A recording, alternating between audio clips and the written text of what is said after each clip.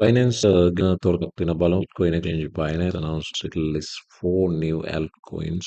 Binance එක අමුතු අලුත් වැඩක් කරා. මේක මෑත කාලේ මම first time දැක්කේ. ඇත්තටම Binance එක Turkish lira එක crypto currency එක connect කරලා ක්‍රිප්ටෝ පෙයාර්ස් 4ක් විදිහට අලුතෙන් ලිස්ටිං එකක් කරා.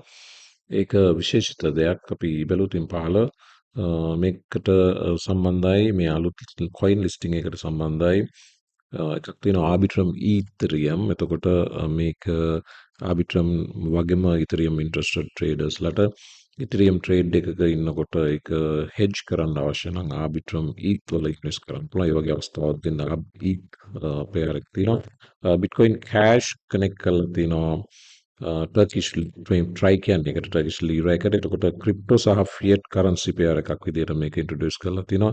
ඒ වගේම XVG ටෝකන් එක ආපහු Turkish lira එක සම්බන්ධ කරලා තිනවා. වගේම ස්ටේබල් කොයින් එකක් වෙන True USD එකත් සම්බන්ධ කරලා තිනවා. මේ පෙයාර්ස් හතර තමයි අලුතෙන් ලිස්ට් වෙන්නේ. අද Binance එකටත් මම හිතනවා සන්තෝෂ දවසක් වෙන්න පුළුවන්. ගැරි ගින්ස්ලර් පරාජයට පුතේම රිපන් අඩුවෙන්.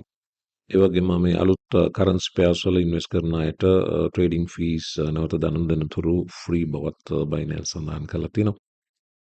මේ තියෙන්නේ මගේ Twitter handle එක. මේ වෙනකොට followers ලා 3289ක් ඉන්නවා. ඔයා සම්බන්ධ වෙලා නැත්නම් සම්බන්ධ වෙන්න. ඔයාලට වැදගත් වේවි. මේ Ripple update එකත් මම මේ update කරා. Ripple නඩුවේ තොරතුරත් මෙවැනි අලුත් තොරතුරු ආපු ගමන් මම සැනින් update කරනවා. වීඩියෝ එකක් කරනවට වඩා මේක පහසු නිසා ඉතින් ඔයා මේකට සම්බන්ධ වෙලා හිටියොත් ඔයාට මේ update එක සැනකින් ලැබෙනවා. ඒ නිසා පහළ link එකේ තියෙන Twitter එකකට සම්බන්ධ වෙන්න. US congressman කෙනෙක් වන ටොම් ඒමර් ඒ වගේම ඇමරිකානුවේ පාර්ලිමේන්තු ප්‍රධාන පක්ෂයේ බෞද්ධරේ තියෙන පක්ෂයේ ප්‍රධානිය එතකොට ටොමෙමත් සඳහන් කරනවා මේ රිපල් නඩු සම්බන්ධයෙන් the Ripple case is a monumental development in establishing that a token is separate and distinct from an investment contract.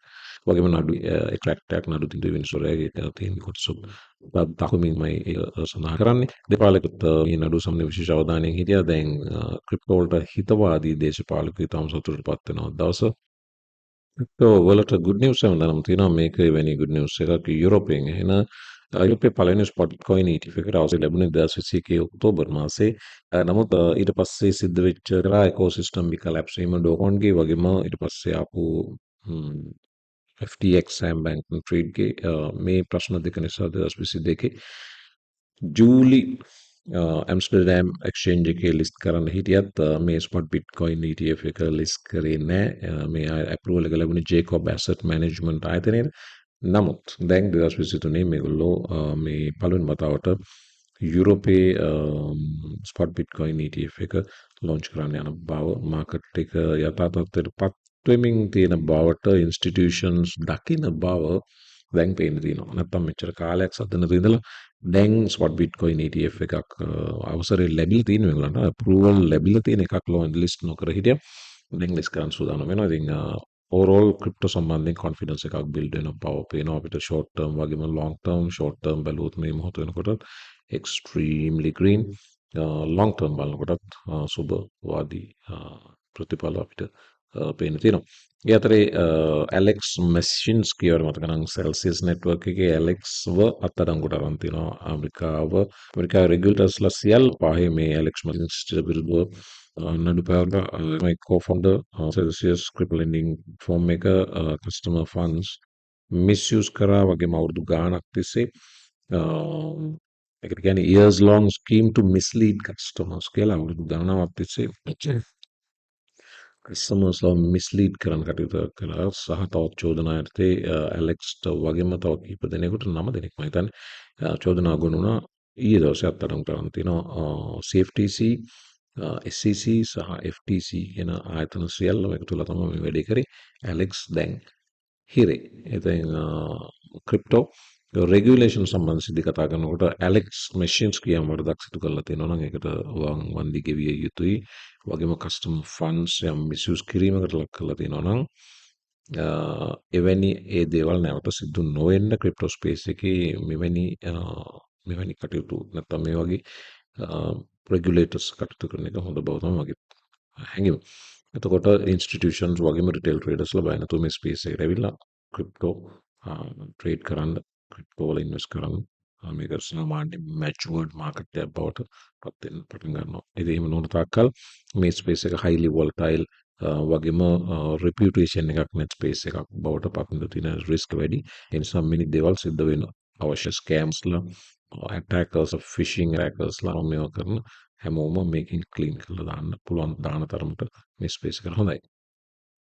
Ripple ගැන වැඩි අවධානයක් දවසේ යොමු වෙලා තිබෙන නිසා බිට්කොයින් chart එක පැත්තට අපිට එන්න බැරුණා. බිට්කොයින් නැවත වතාවක් 31000 මේ resistance area එක නැවතත් break කරලා පොඩි drop එකකට ආවා. මේ අවසාන candle එකේ highest level එක reach කරා 31800 almost 32000 හිතා ගන්න බෑ නේද 15500 මීට මාස කිහිපයකට කලින් තිබ්බේ බිට්කොයින් එක දැන් 32000 කිට්ටුවටත් ඇවිත් තියෙනවා මේ මොහොත වෙනකොට strong green candle එකක් price එක දැන් නම් 31366 උඩම තියෙන white line එක 31400 ඔය region එකේ resistance එකක් තියෙනවා මේ වෙනකොට ඒකත් break කරන්න උත්සාහ කරනවා පහළ volume candles බැලුවොත් high volume එකකුත් තියෙන බව පේනවා ඉදිරිය ක්‍රිප්ටෝ වලට ගුණදායක බව පේන තියෙනවා මේ ඇමිලිය දාපු මේ පෝස්ට් එක බලන්න මේ පැත්ත අපි මේ පැත්තත් අවධානය යොමු කළ යුතුයි දැන් XRP ගොඩක් එක්ස්චේන්ජස් වලින් හැලුවා නඩුවත් එක්කම දැන් ඊළඟට තියෙන්නේ මේවා රීලිස්ට් වෙනවද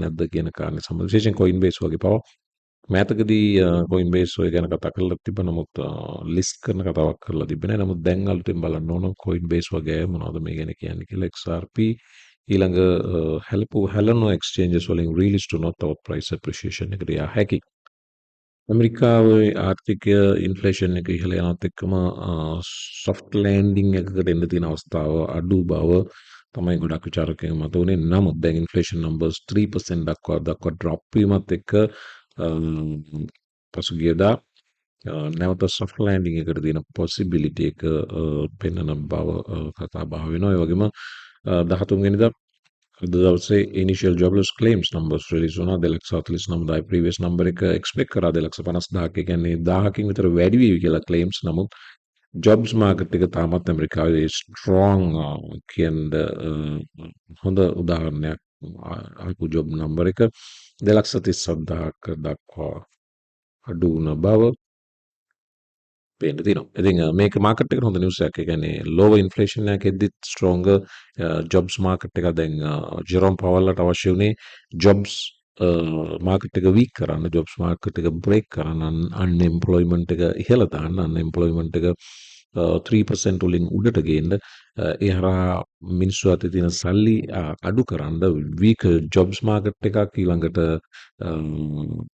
මාකට් එකේ තියෙන free money absorb කරනවා එතකොට quantitative tightening කියලා එකට අපි කියනවා free money absorb කරනවා ඒ අතරේ rates ඉහළ දානවා මේ සියල්ලෙන් කරේ inflation එක control කරන්න market එක weak නමුත් inflation එක control කරනවා නම් market එක කුන්නේ නැහැ market එක jobs create කරනවා other jobs claims හරි ඒ පැහැදිලි වෙනවා job create වෙනවා බව ඊළඟට PPI numbers උත් ඊ දවස් රිලීස් වුණා producer price numbers වගේම ඊට පස්සේ අද Friday consumer sentiment head of the consumer sentiment numbers in the consumer sentiment කියන්නේ ඇමරිකාවේ ආර්ථික දර්ශක කීපයක් එකතු කරලා අලලා සකස් කරන දර්ශකයක් මේකෙන් පෙන්නනවා ඇමරිකාවේ consumers ලා මාකට් එක ගැන මොකක්ද හිතන්නේ කියන එක මේකත් වැදගත් පික්චර් එකක් overall sentiment එක ගැන අයිඩියා එකක් ගන්න ඒක තව පැය 24ක් ඉස්සාගෙන ඉන්න සිදු වෙනවා මේක ග්ලාස්නෝඩ් chart එකක් ලස්සන chart එකක් Bitcoin සම්බන්ධයෙන් අලුතෙන්ම දාපු ග්ලාස්නෝඩ් chart එක මේක කියන්නේ Bitcoin supply in profit සහ loss green patch එකෙන් පෙන්නන්නේ Bitcoin holders ලා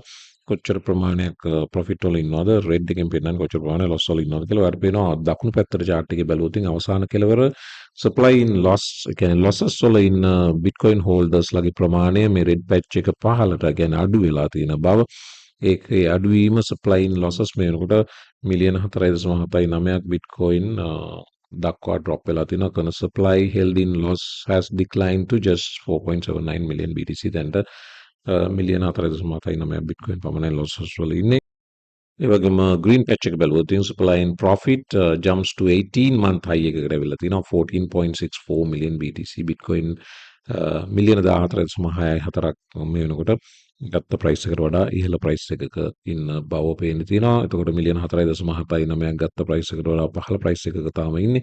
එතකොට 14යි එතන යට 14යි 14යි 18යි ටෝටල් එක බැලුවොත් බිට්කොයින් 19 මිලියන් 19.43 මිලියන් බව සඳහන් වෙනවා. මේක තමයි අලුත්ම තත්ත්වය බිට්කොයින් වල. එන්න අනිත් වීඩියෝ එකේ ඉතුරු තොරතුරු ටික බලමු.